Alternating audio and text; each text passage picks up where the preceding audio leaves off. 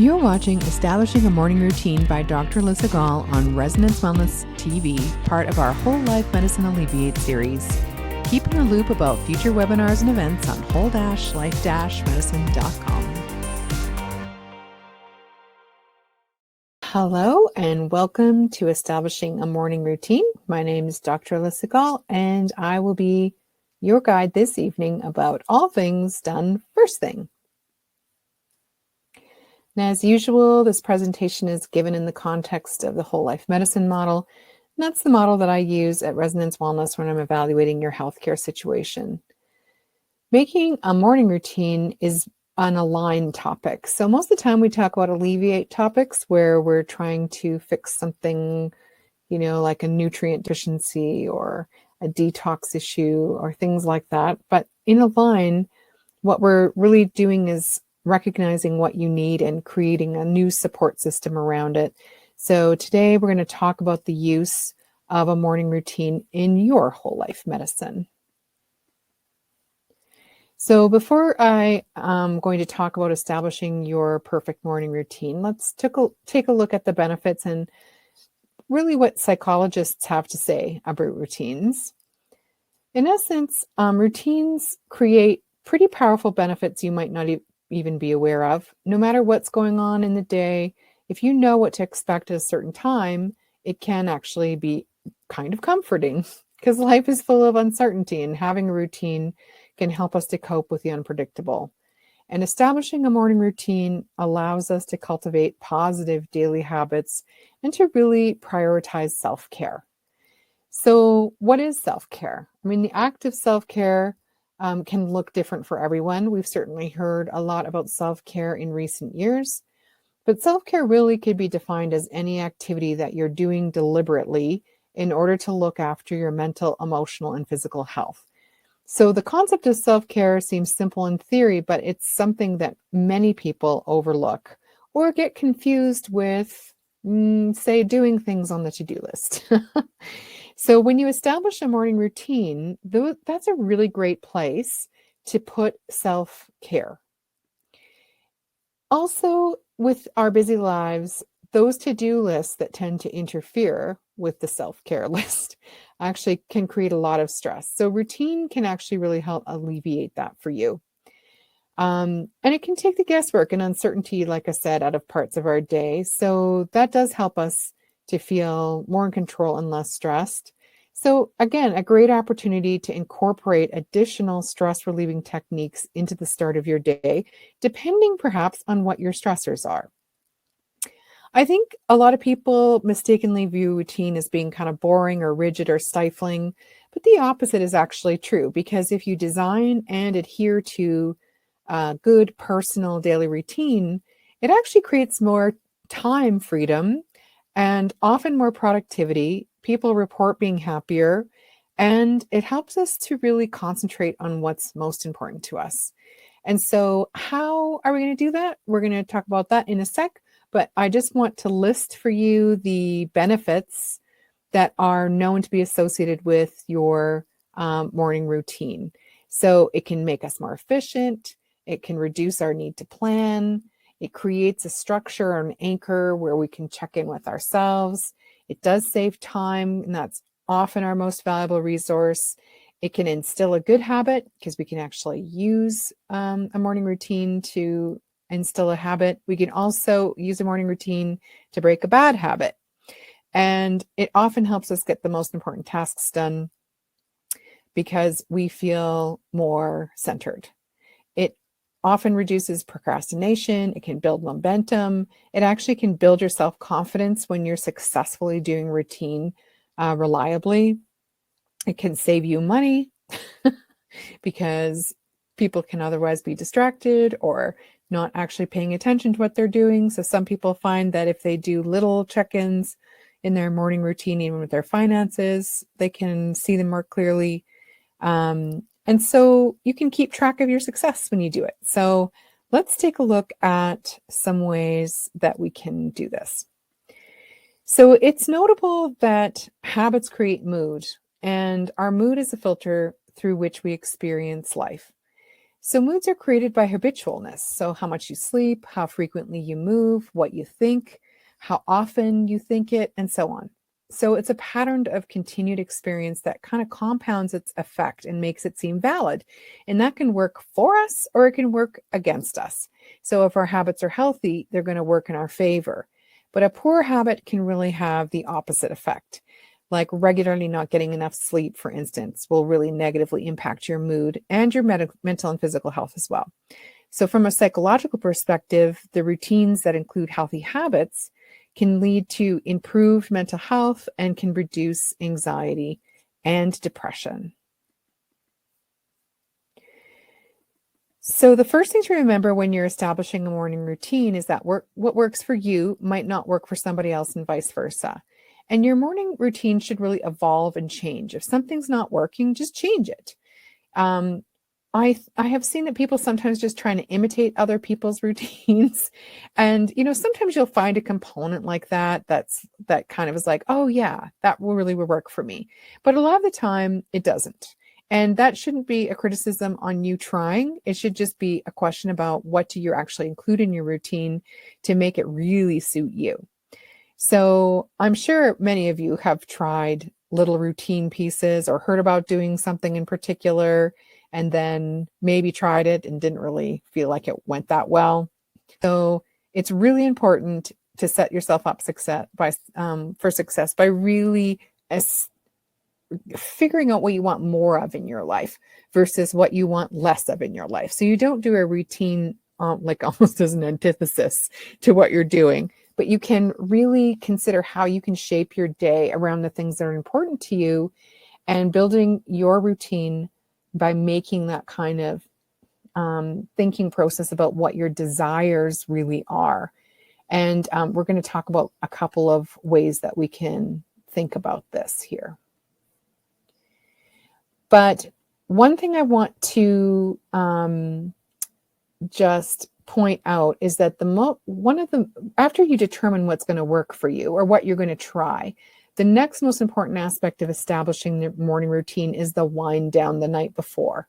So depending on how you're going to design your morning routine, you can get some things out of the way in the evening as you wind down. That kind of helps to set you up for a successful morning. It also prevents you from bailing on your morning routine when you are just first starting out. So some examples are you can pick out tomorrow's outfit. Now, that might not seem like, this huge thing, but doing that in advance, even if you've just given the thought, okay, yeah, I'm going to do this, this, and this tomorrow, even if you don't pull it out of the closet, but you already thought about it, it actually frees up a lot of space in the morning. This is coming from somebody who otherwise would be staring at the closet going, don't really know and don't really want to think about this right now. So often I will pick out my outfit the night before. At least I'll know what I'm going to wear. And I will often set out like the little weights that I use or a yoga mat because I move my yoga mat around because sometimes it comes with me to yoga class. Or you might want to pile your workout clothing in a little pile. I personally find it easier to sleep and easier to wake up when my kitchen is clean. I don't know if this is like a family thing because I'm pretty sure, well, my mother's kitchen is always clean. It's not mine often gets very messy, but I often will go around the house at night and I call it putting the house to rights. My son and my partner will tell you that the kitchen is tidy before we go to bed and things are all put away. I fold up the blankets and I put them away and all the remote controls go in the right spot. And it's just because when I go down in the morning, I just want a clean counter. You want a clean start. So that I find really helps me. I may also meal plan the next day. So I take a look at what's in the freezer and I take a look at what's in the fridge. And I think to myself, okay, tomorrow I might need to take some more time because I don't have any of this left. Or if I set out a chicken breast tonight, I can quickly cook it up in the morning and take it with me to work.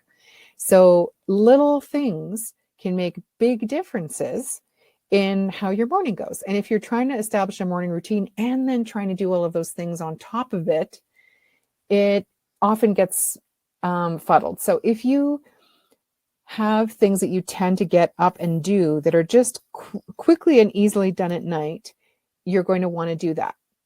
Now, also the night before, you're going to have some sort of wind down. This actually just makes things work better. So, maybe you take magnesium at night, or maybe you're a bath person. Maybe you're going to do at a certain time, maybe an hour before bed, you're going to do a final check of your end of day technology. Maybe there's a book you're working on, and you can line those things up in the evening so that you're kind of spending your last hour or so really getting ready for bed. I think that makes a big difference in people's energy and how prepared they actually feel the next morning. And then, of course, the next part is the actual sleep. You can't really function optimally when you wake up tired. So when you make your optimal morning routine beginning the night before, you can try going to bed at the same time every night, waking at the same time every morning. An adult really needs anywhere from about 7 to 9 hours of sleep every night. So you're going to find what works for you and allow yourself the time you need for an adequate rest. Because you also want to be rested enough that you feel like you can get up, even if it's that half an hour early, to do a morning routine. And you have to honor it as well. If you're tired and you need to sleep, that's fine too. You're just going to have to figure out a way of getting a little bit more sleep. Or maybe if your sleep is variable, do your morning routine on the mornings that you wake up feeling like, yeah, I can do it this morning. And don't force yourself to be tired and push through it and then lose the value of it.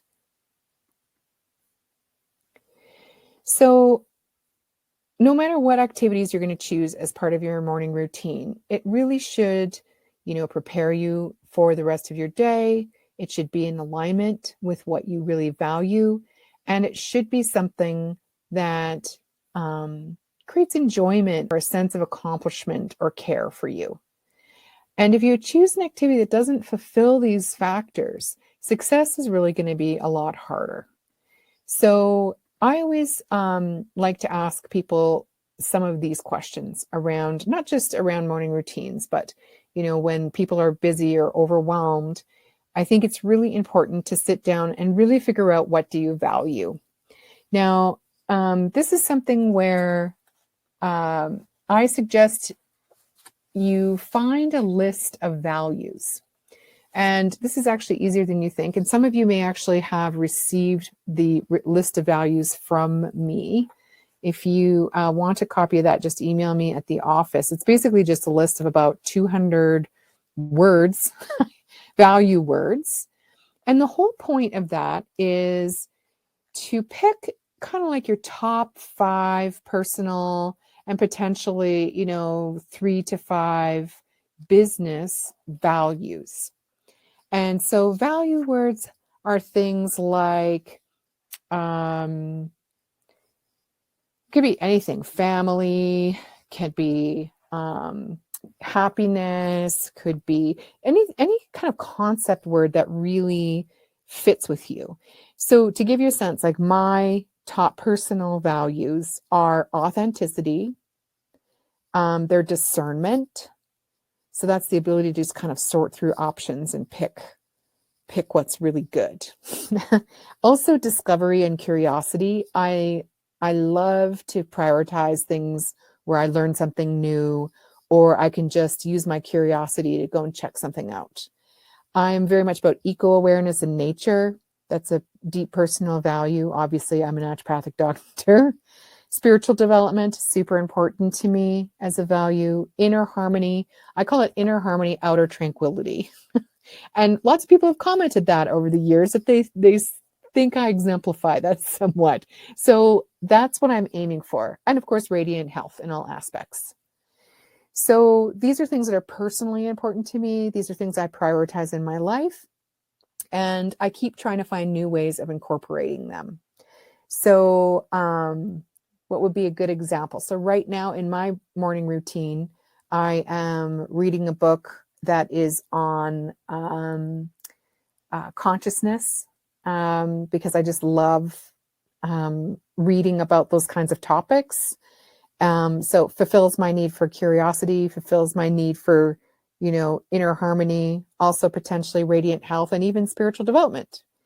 So I will prioritize something like that. I also, which is in the background of my life, I just joined the Mycological Society. Ethel will be happy to hear about this because she's our consummate morel hunter. But I just joined, and I've always wanted to join the Mycological Society because I love nature. But again, like there's a whole bunch of cool little things now that I can do. Like I can read up on mushrooms in the morning. Sorry, mycology is about the study of mushrooms. So I'm going to be doing a whole bunch of work for that. So I'm prepared for the society meeting and the mushroom hunt this year. So I'm adding that to my morning routine because I love that kind of stuff. But I might also do a yoga thing or something like that. So like I said, this is one of the things. What do you value? What do you really want to get out of your life? Because most people don't have 60 of those. I mean, you could pay lip service to some of them, but the things that are most important to you, that's what you're really designing it around.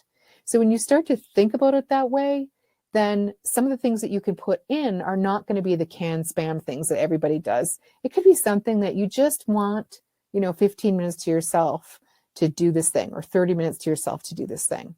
And you're giving yourself permission to create space for that in your life. Also, obviously, what's on your calendar. Sometimes people's morning routine is checking the calendar for the day. I like to check my calendar for the day and for the week. That's part of my morning routine when I get into my office. So I have actually more than one morning routine really at the end of the day, because I have a personal one and then I have an office one. And then where do you actually spend your time, money, and energy? I think most people have no clue what things they actually spend their time on. And if you do a time audit or a money audit or an energy audit, you can see actually where you're spending your time. So I would suggest doing this for a week where you literally write down what you did, including like TV watching and driving, cleaning, like literally everything that you do. And then kind of also take a look at what your spending habits are. When are you most likely to spend money? Why are you most likely to spend money? And energy. Where do you feel like you're putting the most energy?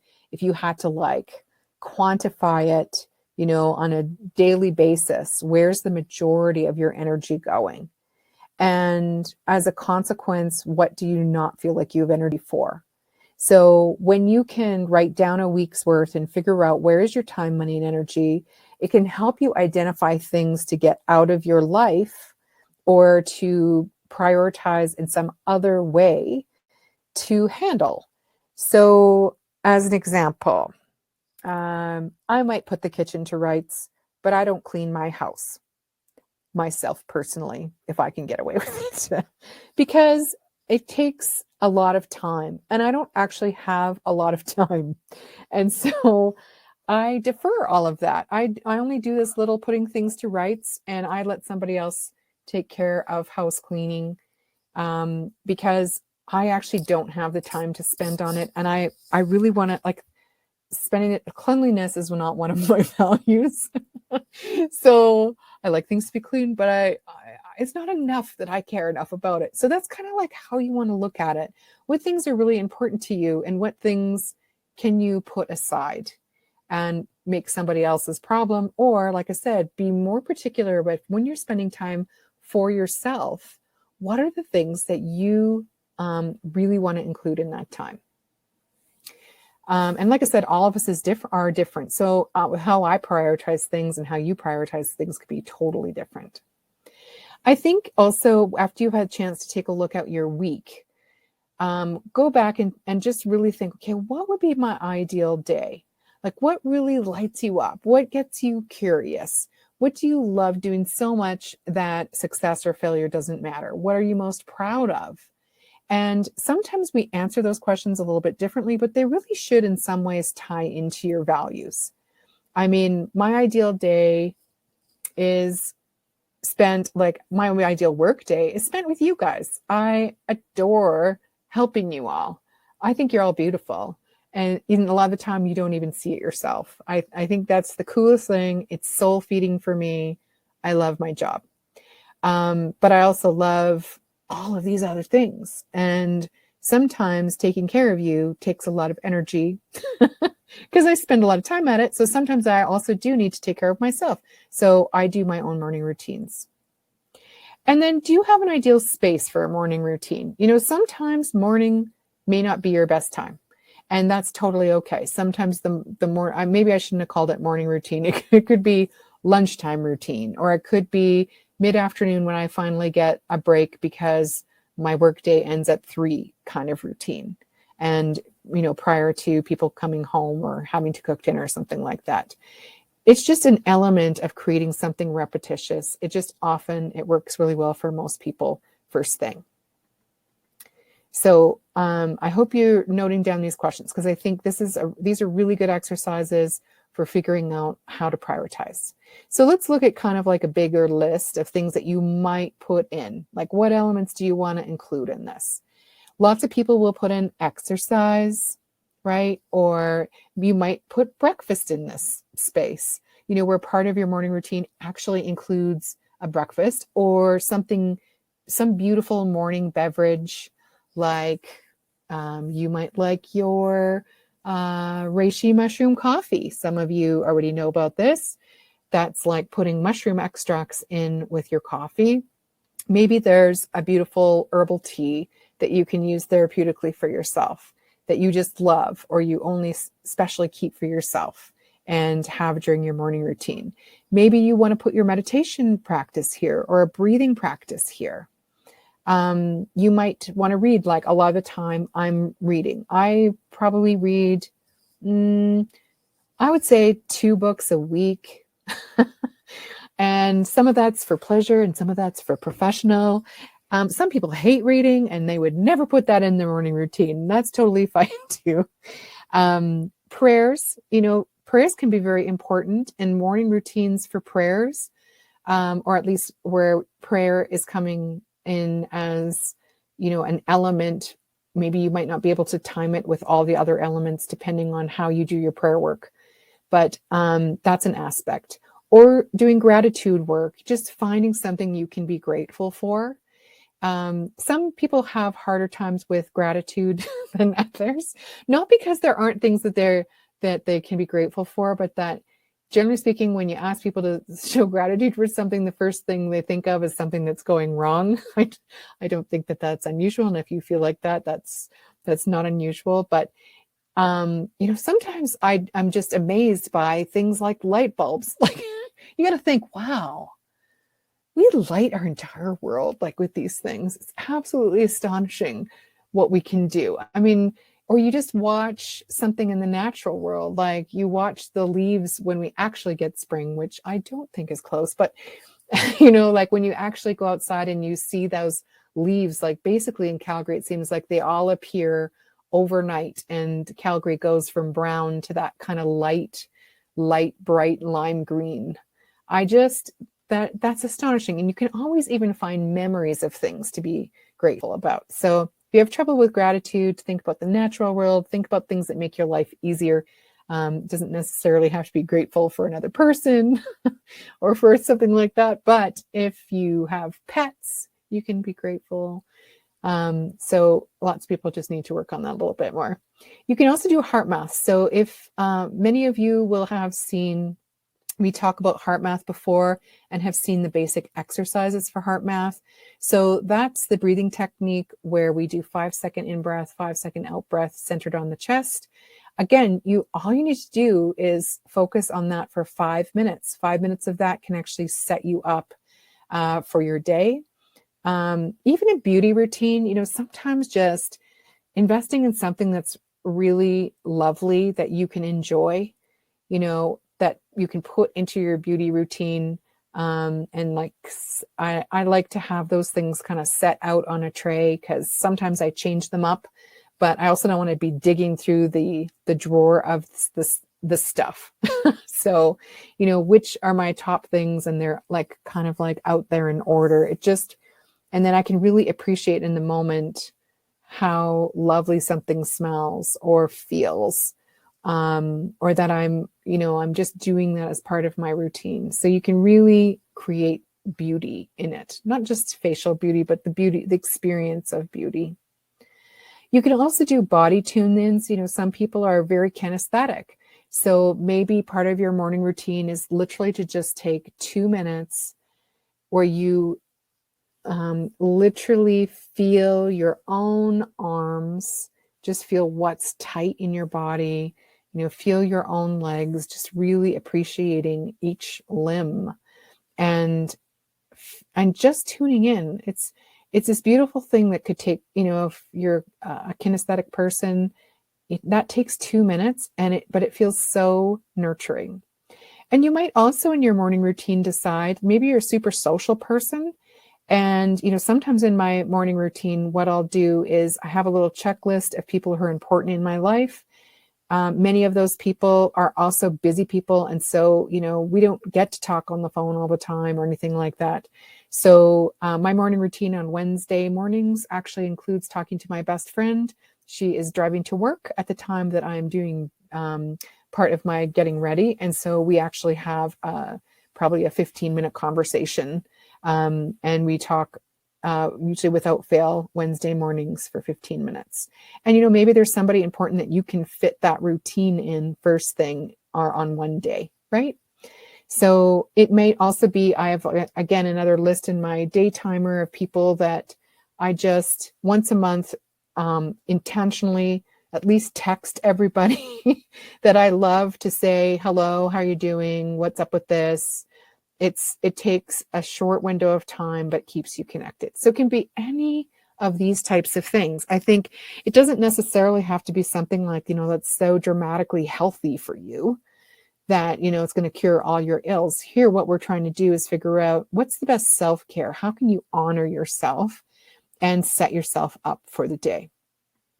So of course, some of these pieces you already know about. So we can definitely do meditations. You can do short guided meditations in your space. There's some guided meditations from when we did the 64 morning meditations in COVID that you can get off Whole Life Medicine. And you can get plenty of guided meditation apps on your smartphone at this point. So super great thing if you feel so inclined. If you feel like you're a sucky meditator, don't jam that into your self-care process unless you just want to spend a very short window of time and practice at it. The whole goal is not to frustrate yourself. The whole goal is to create a space where you're like, that really feeds me. Now, if you start out tense, if you're one of those people who kind of has jaw pain and neck pain, typically, a lovely thing that you can do is also to do things like foam rolling or stretching, or like I said, self-massage. You could even do, I don't know if you guys have this in your house, but we have a Gaia subscription. That's a stream service that they literally have tons of guided meditations and short yoga things. So if you want a 10-minute head and shoulder stretch, and there have been times in my life where I've really needed that, I've put that into my morning routine. 10 minutes done, right? And lots of people, if you really do notice yourself that you're tense in the morning, you just can't quite chill out, or you wake up kind of anticipating things by clenching your jaw, attend to that first. That might make a huge difference. There's lots of people that wake up total jaw clenchers. They know they're jaw clenchers. They go into their day with jaw pain. Why not spend your morning routine actually massaging your own jaw, putting some arnica on it, doing some morning neck and jaw work on, on Gaia. Just start yourself out if you know that's true of you. Now, if you want to really kind of energize your morning, you can, of course, do some quick exercise routines. Some people like to do exercise first thing. Some people, that just the thought of it makes them want to puke. So either way, you want to incorporate something, or you want to create some space. Perhaps you found something in your body that you don't love. Maybe you want more flexibility, or you'd like to gain a little bit more strength because you realize the kids or the grandkids are getting heavier than you can carry anymore. You can also try going for a walk. In our climate, sometimes that can be a little bit more difficult, but it's always possible to get, some of those little things that strap onto your boots and just let yourself go out for a 10-minute walk. So whatever your favorite way to move is, even if it's, at this point, going to Costco is kind of like an exercise routine. Those places are so large. So whatever it is, you can kind of like devise a way to put it in. Now, you can also boost your morning routines by doing something that works for you dietarily. Like I said, I talked earlier about potentially you could just have a beautiful breakfast. Some of you are smoothie people, and if you are, there's lots of things that can be jammed in a smoothie where you feel like you're doing some self-care, but I do want you to be conscious of it, right? Not just throw it together in a blender and run. Maybe just spend 5 minutes over it. Just 5 minutes, just to really concentrate on what you did and why you're doing it. And, in a smoothie especially, you have to be a bit careful that it's not just a fruit bomb. So, pack in some greens, pack in a little bit of like coconut oil or almond milk or something like that. And maybe some flax seeds or some chia seeds or something like that. Don't just make a fruit juice bomb. But you can also put your herbs into your greens or your smoothie. There's beautiful adaptogens that we have. If you don't know what an adaptogen is, I think I did a whole lecture about that maybe last year, the year before. But basically, they're plants that help you to resist stress. And there's at least 20 different adaptogens. Most of those I have at the office. And if you're looking for a specific adaptogen, like in a powder, I can certainly help you there. I will almost always have many of those on hand or in tincture. Sometimes it's easier to make a tea out of tincture, but you can get powders to put in your smoothie. So things like, Siberian ginseng or rhodiola, or you might want Panax ginseng. You need a little bit more focus and a bit pep. You might want shatavari if there's hormonal challenges. These are tonic herbs that you can use. Now, of course, the supplement versions of that can be things like TAD and GSF. It can be Adrenasense, things that actually just improve your resilience. Now, the other thing that you can include is something creative. So I think I might have told you before, I personally own a happy bag. And the happy bag has inside of it a book, of course, because books make me happy. But it's like a special book that I only pull out when I have the happy bag. And I have needlework in there. I have a coloring, like one of those adult coloring books, and like the reserved pencil crayon set that nobody else is allowed to touch in the house. And so there's all sorts of things in there that if I'm got a space and I want to do something kind of for myself and I'm feeling in the creative space, that is actually literally portable as well. So I'll sometimes do things like that in the morning, and I have bigger projects in the morning I might spend a little bit of time at just, on your own, doing a little bit of a routine. Sometimes 10 minutes of needlework can really unwind me personally. But you can do things like drawing, journaling, music. If you're a musician, that's it. Morning routine can be the time where I actually review my choir pieces, as an example, because I sing in a choir. So what we're really looking for here is to set the tone for your day. And like I said, if you're a writer, this is a wonderful time to write down 3 things you're grateful for, or find positivity or thankfulness for. You could also potentially, offload your to-do list in your morning routine, especially if you think of things in your morning while you're doing your morning routine, so that you don't forget anything. That's also completely relevant. So it can help settle your mind, knowing that everything is going to be done. I personally feel like my to-do lists are I have daily checklists for things and monthly and yearly checklists for things, because obviously I'm busy and things need to get done. And so sometimes, spending some of your morning routine designing something like that, if it would make your life easier, would be lovely. And you might just want to like put some small goals you want to accomplish on there. In my um, uh, in my routines, sometimes I will spend a moment just reviewing what the goals were that I set for the year. And that's self-care as well, to go back and go, okay, am I doing anything about this? Because then you can actually bring something into your morning routine potentially to help you accomplish that thing, right? So basically we're aiming at what do you love? What's something you love doing but never have the time for it? You could put it in this space. And if your first thought is that you can't do that, then like I said, just find a different time. Maybe it's not morning, or maybe there's a way you can just ease it into your daily routine. Or maybe you can brainstorm in the morning things that you can figure out for the evening when you might have more time to do that. So building your morning ritual is, you could pick, just 4 things that you might want to do. And maybe, like I said, a little preamble for the night before. You can add more later if you want, but it's best to start small. And like I said, for me personally, I rotate through certain things because I like discovery and novelty. So doing exactly the same thing every morning wouldn't always work. So pick the ones that resonate with you the most, and then do them in your whatever your set aside time is, your morning time is, after you wake up for the next month. And so here's just a little bit of a list. So you could wake up an hour earlier than you normally do.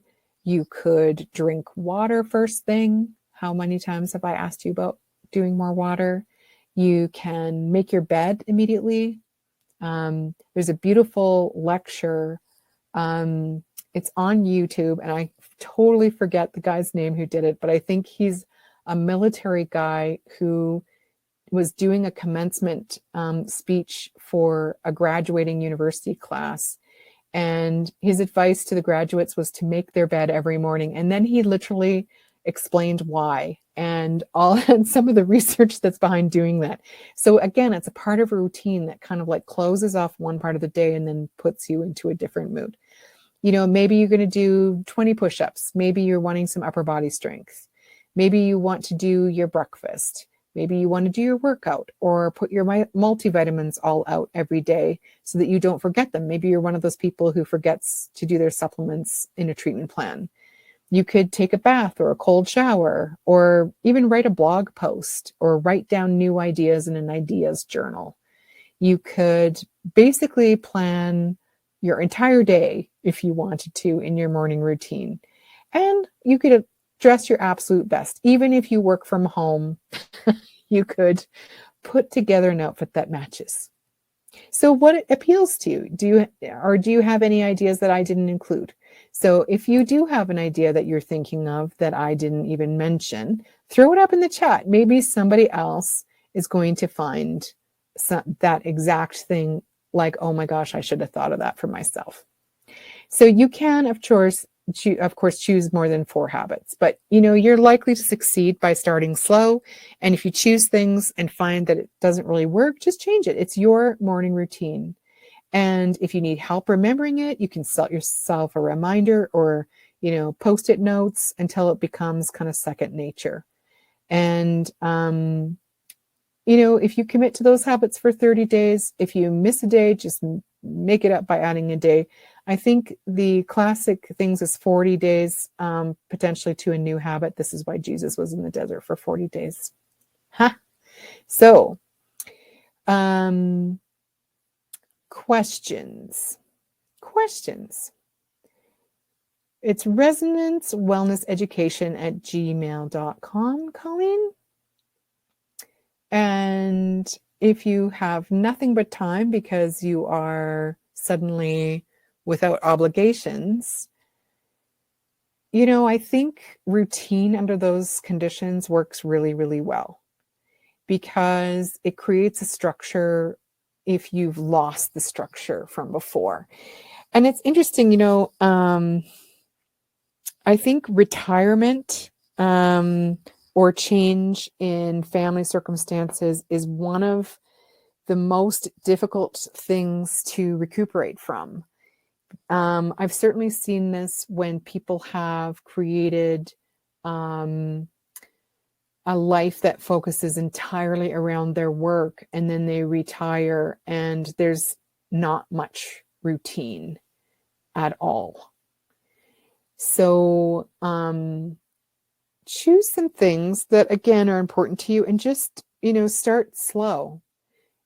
Start slow and think about things. Maybe you got to start calling from the ideal day perspective, like what would really be in your ideal day, and then kind of also work backwards and see what elements you think are low hanging fruits that you could easily put in.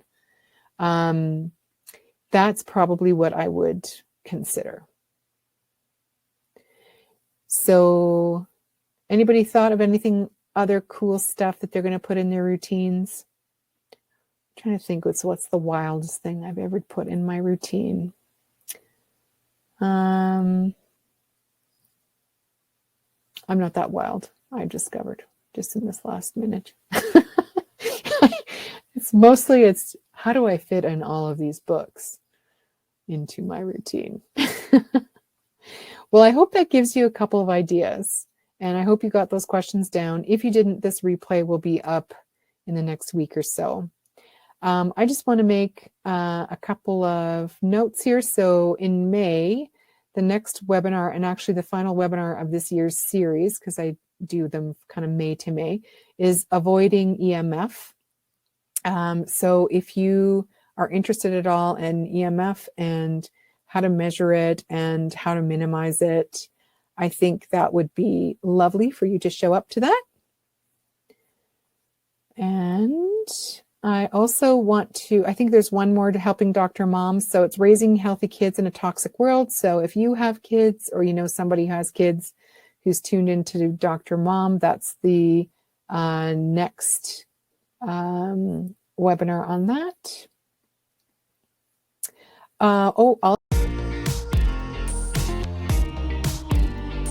Thanks for watching. I love to connect to my patient community to inform and inspire, and I hope you'll join us again in the near future. Don't forget to check out whole-life-medicine.com for more webinars and events.